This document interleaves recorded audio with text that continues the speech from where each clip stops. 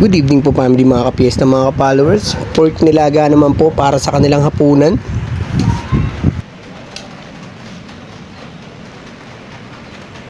Ito nga po pala ang proseso ng pagluluto ko ng pork nilaga.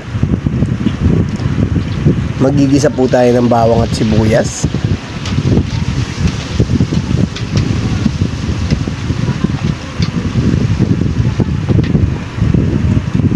At ito na nga po yung pork niya. Igigisa po natin yan para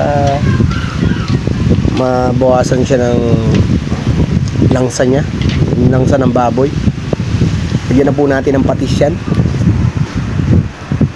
Konting bechin po, paminta. Then mekos-mekos lang po. Takpan po natin. At ito nga po pala yung sasabaw natin sa pork nilaga natin.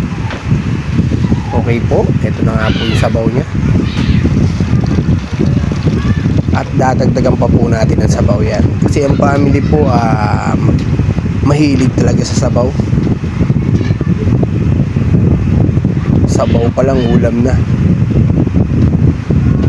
Okay, nilagyan ko na rin po yan ng pork cubes. Kumukulo na naman po.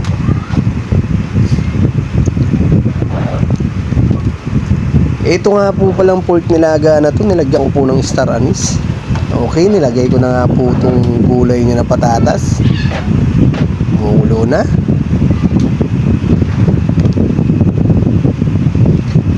At ilalagay ko na nga rin po itong repolyo niya at yung pechay. Diba? Sagana lagi sa gulay ang family.